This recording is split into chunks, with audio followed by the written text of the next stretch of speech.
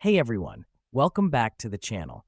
Today, we're diving into something that could completely transform your financial future: cash flow investing. I'm excited to share my insights and experiences to help you build sustainable wealth through smart income generating investments. Before we jump in, let's break down what we mean by cash flow investing. Unlike traditional investing, where you're hoping for the value of your assets to increase over time, that's what we call capital appreciation.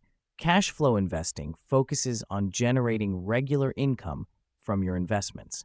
Think of it as creating multiple streams of money flowing into your bank account consistently. Let me paint a picture. Imagine waking up each morning knowing that your investments are actively generating income, whether you're working or not. Sounds amazing, right? That's the power of cash flow investing, and I'm going to show you exactly how to make it work for you. First, let's talk about dividend-paying stocks. These are shares in companies that regularly distribute a portion of their profits to shareholders. For example, many blue-chip companies pay dividends with yields ranging from 2% to 6% annually. So if you invested $10,000 in a stock with a 4% dividend yield, you could expect around $400 in annual dividend payments.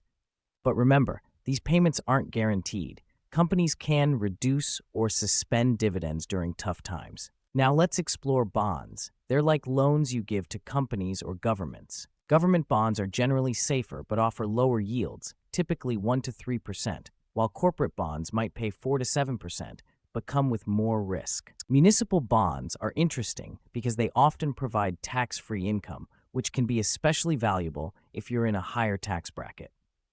Real estate is my personal favorite cash flow investment. Let's say you buy a $200,000 rental property. With proper research and management, you might generate a 6 to 8% annual return through rental income, not counting potential property value appreciation. But here's what many YouTube videos won't tell you. Real estate isn't passive income on autopilot. You need to factor in property taxes, maintenance costs, and potential vacancy periods. Here's a question to consider. How much monthly passive income would you need to feel financially secure? For some, it might be $2,000 to cover basic expenses. For others, it could be $5,000 or more. This target number should guide your investment strategy. Let's talk about inflation protection because it's crucial for long-term wealth preservation. While real estate and certain stocks can help hedge against inflation, it's not guaranteed. For instance, during high inflation periods, real estate rents typically increase, but this can vary significantly by location and market conditions. I've learned that diversification is absolutely critical. Here's what a balanced cash flow portfolio might look like: 40% in dividend-paying stocks across different sectors, 30% in various types of bonds, 30% in real estate investments. Speaking of real estate, let's break down the different types. Residential properties typically provide more stable cash flow, while commercial properties might offer higher returns but come with longer vacancy periods. The key is understanding your local market. What works in New York might not work in rural Texas. Here's something crucial about taxes that many investors overlook.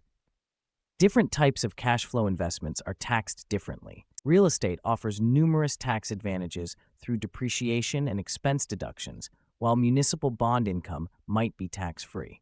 Always consult with a tax professional to optimize your strategy. Remember, building significant cash flow takes time. I started with a single dividend-paying stock, gradually expanded to more stocks, then added bonds, and eventually purchased my first rental property. It's a journey, not a sprint. Let me share a personal example.